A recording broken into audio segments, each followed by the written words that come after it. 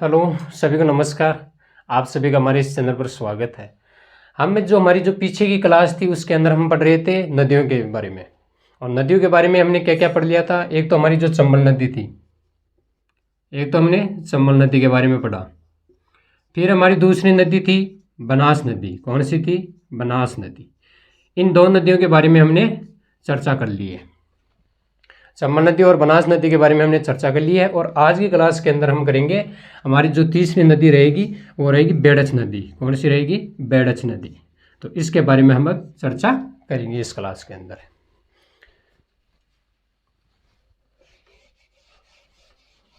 तो हेडिंग लगाइए बेड़च नदी, और बेड़च नदी के बारे में चर्चा करते हैं। देखो जी, बेड़च नदी के बारे में चर्चा करेंगे। बेड़च नदी, नदी का नाम क्या है? बेड़च नदी। बेड़च नदी की विशेषताओं के अंदर हम देखें तो पहला इसमें क्वेश्चन ये बनता है कि इसका उद्गम कहाँ से होता है। बेड़च नदी है, इसका उद्गम कहाँ से होता है? तो बेड़च नदी के उद्गम की बात करते हैं हम। इसकी बात करते हैं उद्गम की। तो देखो, इसका उद्गम है वो गोगुंदा की पहाड़ियाँ जो उदयपुर में है, वहाँ से इसका उद्गम होता है। तो आप लिख लो इसको, गोगुंदा। गोगुंदा की पहाड़ियाँ, जो गोगुंदा की पहाड़ी उदयपुर से। बेड़च नदी है, इसके उद्गम की बात करें तो इसका उद्गम है गोगुंदा की पहाड़ी उदयपुर से, इसका उद्गम होता है। बात करें आगे इसमें इसकी लंबाई की बात करें कि बेड़च नदी है, इसकी लंबाई कितनी है। तो जो बेड़च नदी है, इसकी लंबाई की बात करें तो इसकी लंबाई है 190 किलोमीटर। कितनी है? 190 किलोमीटर। कितनी है जी? 190 किलोमीटर है वो बेड़च नदी की लंबाई है। आगे बात करते हैं हम इसकी विशेषताओं में कि बेड़च नदी है हमारी, इसके जो किनारे पे कौन कौन सी सभ्यताओं का विकास हुआ है, तो उनके बारे में चर्चा करते हैं। तो बेड़च नदी के किनारे सभ्यताओं का विकास, सभ्यताओं का विकास, कौन कौन सी सभ्यताओं का विकास हुआ है? तो एक नंबर पे देखें तो सबसे पहले आपकी एक आएगी बालातल सभ्यता है, वो बेड़च नदी के किनारे हुई है। दूसरी आपकी नगरी सभ्यता है, और एक इसके अंदर बांध बनाया गया है। कौन सा? गोसुंडा का बांध बनाया गया है। तो पहले हम सभ्यताओं के बारे में देखते हैं। तो इसके बालातल सभ्यता, कौन सी है? बालातल सभ्यता, इसका विकास बेड़च नदी के किनारे हुआ है। दूसरी है आपकी नगरी सभ्यता। कौन सी है? नगरी सभ्यता, इसका विकास भी इसके किनारे हुआ है। कितनी सभ्यताओं का विकास हुआ है? बालातल सभ्यता और नगरी सभ्यता। इन सभ्यताओं का विकास कौन सी नदी के किनारे हुआ है? यदि प्रश्न आ जाए कि बालातल सभ्यता है वो कौन सी नदी के किनारे स्थित है, तो आपका उत्तर होना चाहिए बेड़च नदी के किनारे स्थित है। बात करें नगरी सभ्यता है वो कौन सी नदी के किनारे स्थित है, तो ये बेड़च नदी के किनारे स्थित है। अब बात करते हैं कि बालातल सभ्यता है कहाँ पे, तो बालातल सभ्यता है उदयपुर में। कहाँ पे है? उदयपुर में। और नगरी सभ्यता की बात करें तो ये चित्तौड़गढ़ में। कहाँ पे है? चित्तौड़गढ़ में।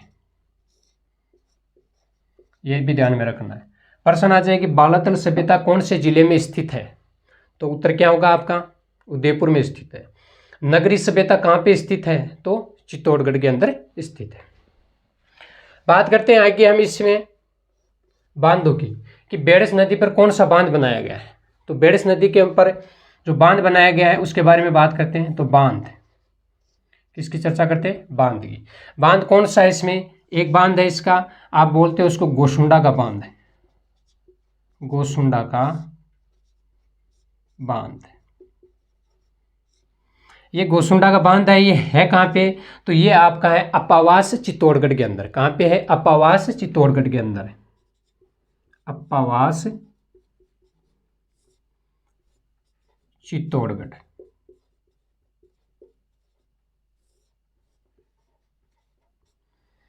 गोसुंडा का बांध है वो कहाँ पे स्थित है? अपावास चित्तौड़गढ़ में स्थित है।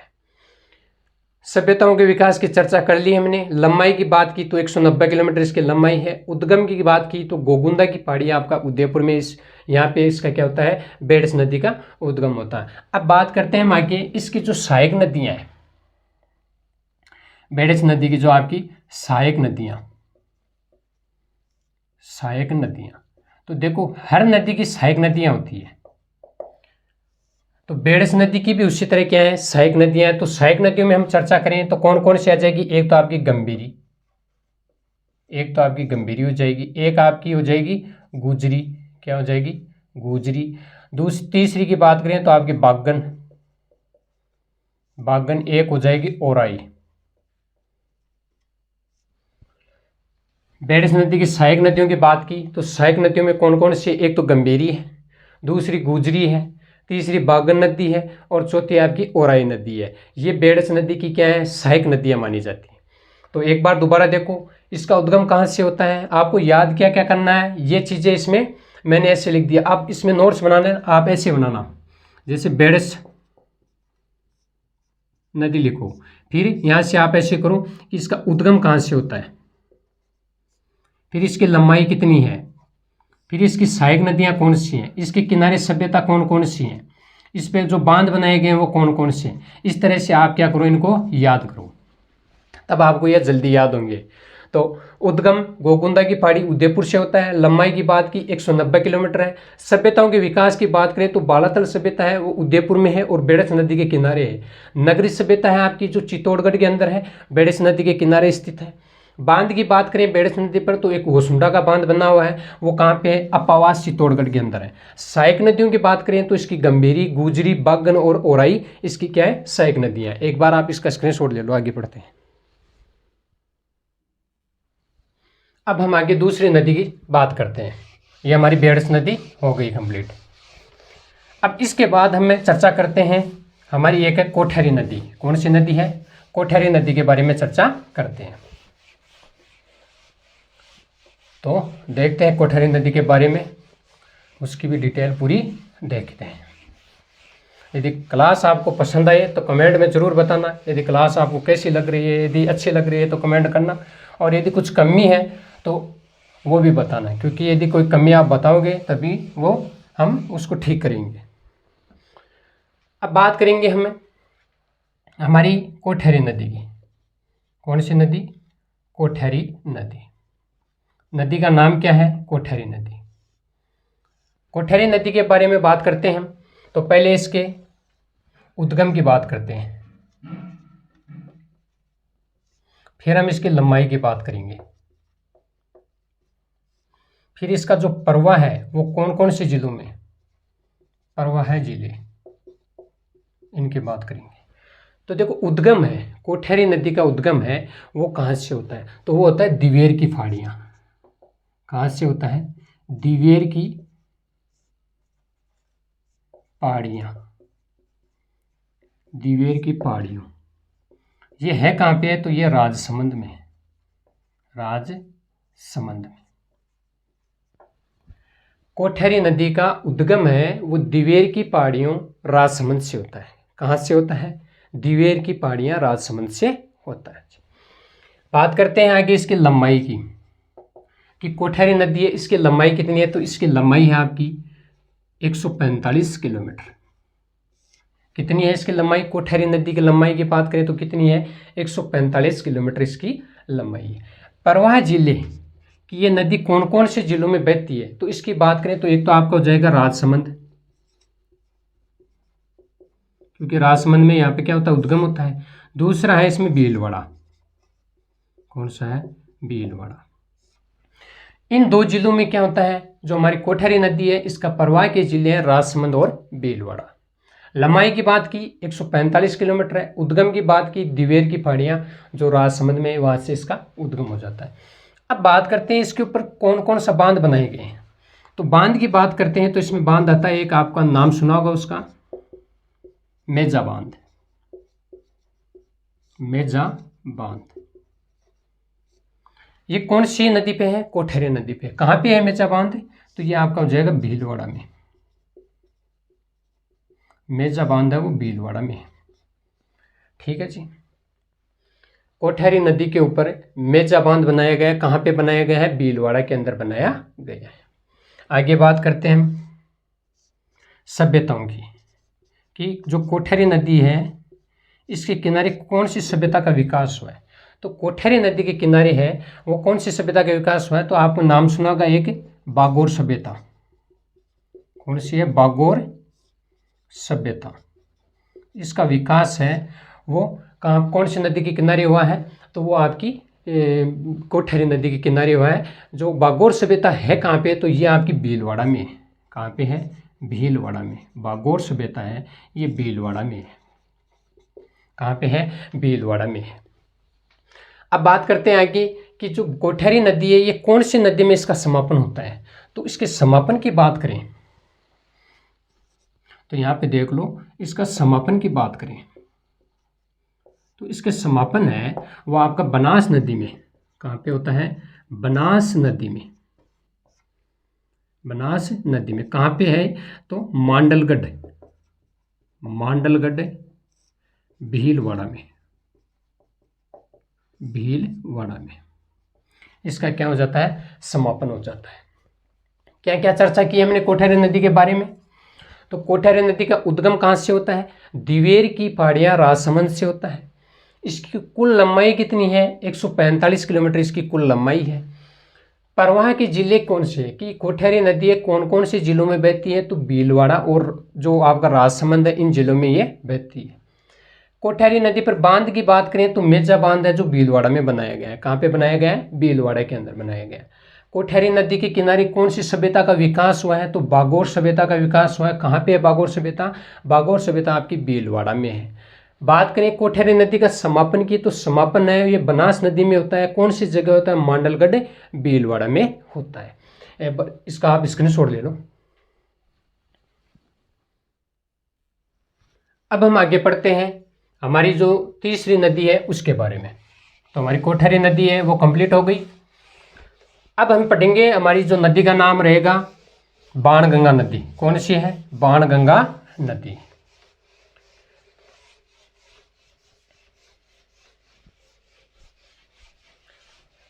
तो हेडिंग लगाइए बाणगंगा नदी, उसके बारे में पढ़ते हैं हम।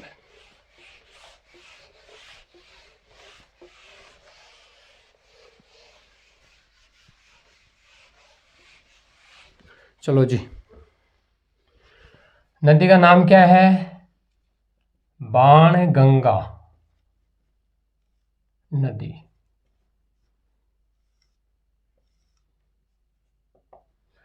बाणगंगा नदी के बारे में पढ़ने से पहले हमें पता है इसका सबसे पहला क्वेश्चन यही है कि इसका उद्गम कहाँ से होता है। तो बाणगंगा नदी का जो उद्गम है आपका वो कहाँ से होता है।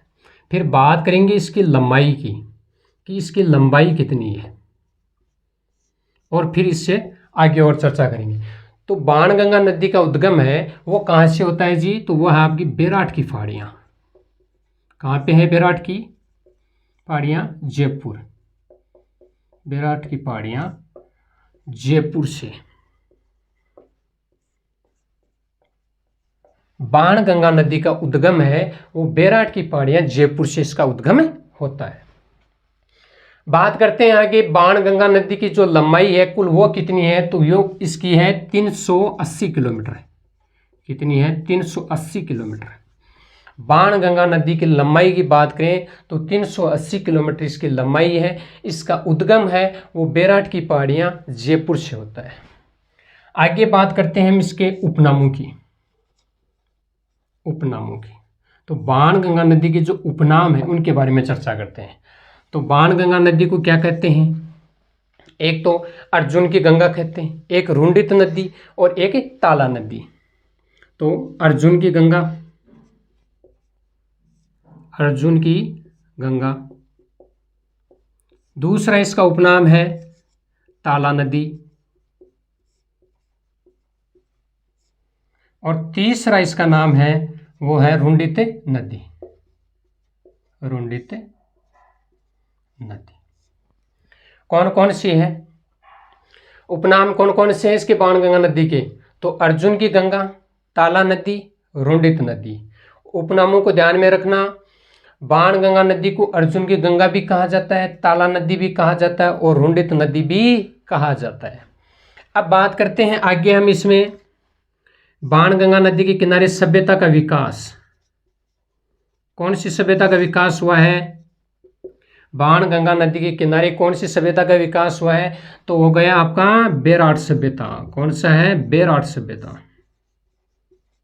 बेराट सभ्यता का इसके किनारे क्या हुआ है जी? विकास हुआ है। तो सभ्यता का ध्यान में रखना, बेराट सभ्यता का जो विकास है वो कौन सी नदी के किनारे हुआ है? तो वह बाणगंगा नदी के किनारे बेराट सभ्यता का विकास हुआ है। अब आगे बात करें हम इसमें बांधों की, तो हम यहाँ पे कर लें, वो ठीक रहेगा। बांध की चर्चा करते हैं हम। देखो कि बांध कौन कौन से बनाए गए हैं।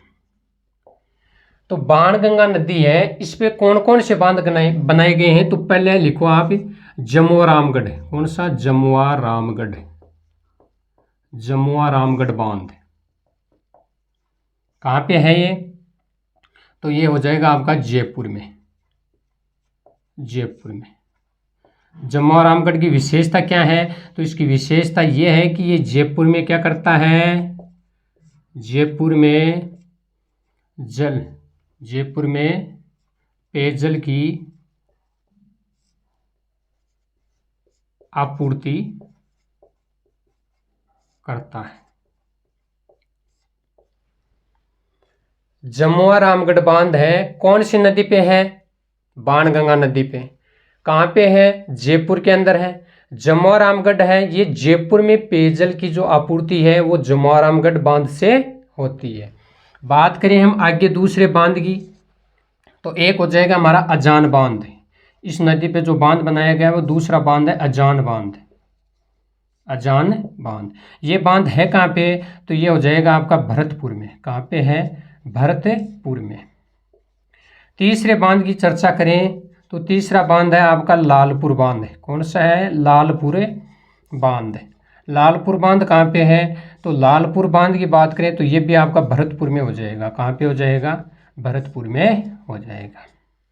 देखो जी, कितने बांधों की चर्चा की है हमने? 3 बांधों की चर्चा की है। तीनों बांध है ये आपके बाणगंगा नदी के ऊपर स्थित है।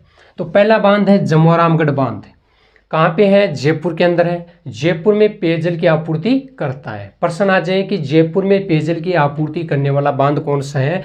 तो जमुआ रामगढ़ बांध जयपुर वाला है। बात करें आगे अजान बांध की। अजान बांध है, कौन सी नदी पे बनाया गया है? तो बाणगंगा नदी पे बनाया गया है और भरतपुर में है। कहाँ पे है? भरतपुर में है। तीसरे की बात करें लालपुर बांध। लालपुर बांध कहाँ पे है? तो लालपुर बांध है आपका भरतपुर के अंदर। उद्गम की बात की हमने, तो उद्गम कहाँ से है? बेराट की पहाड़ियाँ जयपुर से है। लंबाई की बात की हमने, 380 किलोमीटर इसकी लंबाई है। उपनामों की बात की हमने, तो इसके उपनाम है अर्जुन की गंगा, ताला नदी है, रुंडित नदी है। और सभ्यता, इस जो आपकी बाणगंगा नदी है इसके किनारे कौन सी सभ्यता का विकास हुआ है? तो बेराट सभ्यता का विकास हुआ है। आप इसका स्क्रीनशॉट लीजिए, आगे और पढ़ते हैं। चलो जी, अब हम आगे दूसरी नदी पढ़ते हैं। बाणगंगा नदी हमारी कंप्लीट हो गई। अब हमें इससे आगे दूसरी नदी है उसके बारे में चर्चा करते हैं। तो हमारी अगली जो नदी है वो रहेगी आपकी खारी नदी। किसके बारे में चर्चा करेंगे? अब खारी नदी के बारे में चर्चा करेंगे।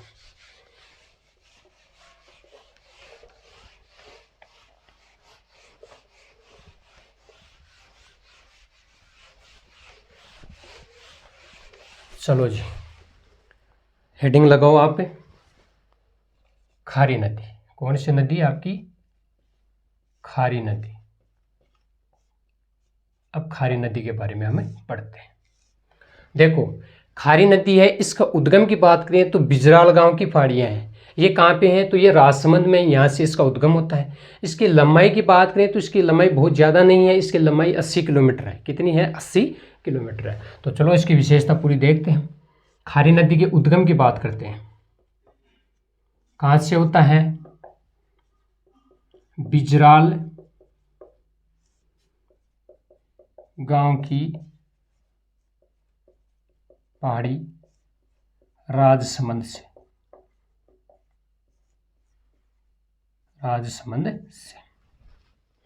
खारी नदी का उद्गम बिजराल गांव की पहाड़ी राजसमंद से इसका उद्गम होता है। खारी नदी की लंबाई की बात करें, इसकी लंबाई की बात करते हैं तो इसकी जो लंबाई है वो आपकी है 80 किलोमीटर। कितनी है जी? 80 किलोमीटर इसकी लंबाई है। तो खारी नदी की लंबाई की बात करें कितनी है? 80 किलोमीटर है। बात करें इसकी जो एक सहायक नदी है उसकी बात, तो खारी नदी की सहायक नदी कौन सी है? इसकी सहायक नदी है मानसी। कौन सी है? मानसी नदी।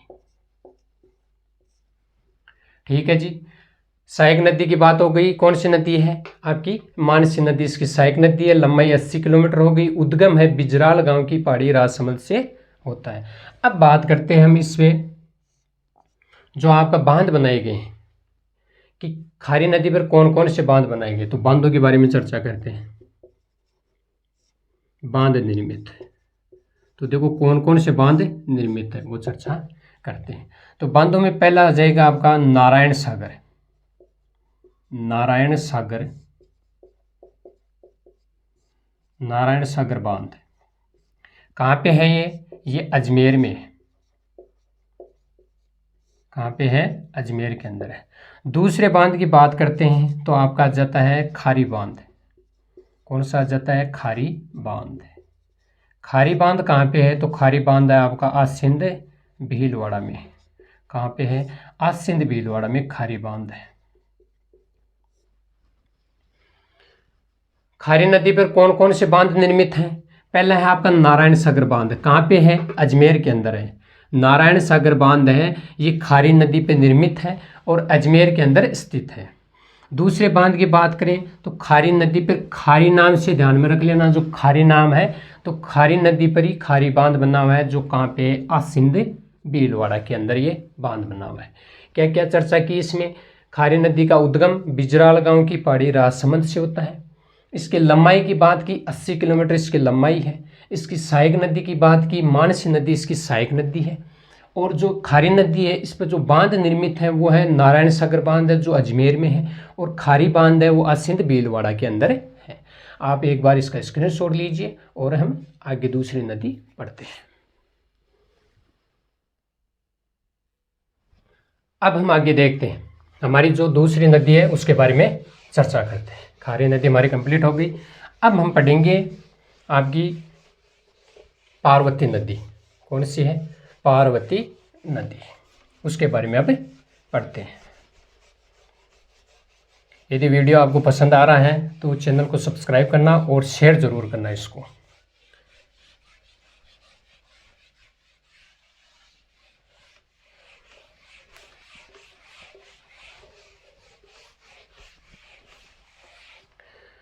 हेडिंग लगाओ पार्वती नदी। पार्वती नदी,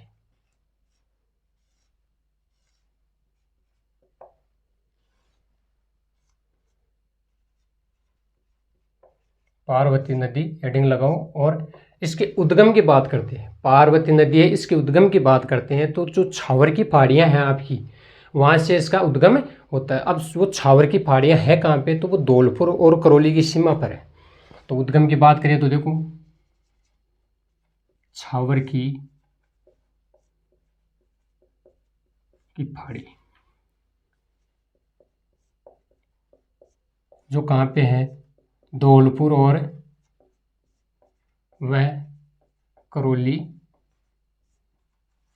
की सीमा पर।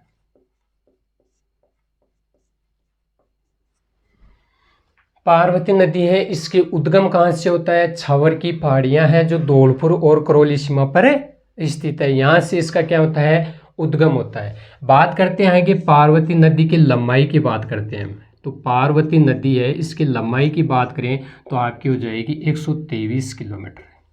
कितनी हो जाएगी? पार्वती नदी की लंबाई है वो 123 किलोमीटर इसकी लंबाई हो जाएगी। उद्गम है वो छावर की पहाड़ियों से होता है, वो कहाँ पे है? धौलपुर और करौली की सीमा पर स्थित है।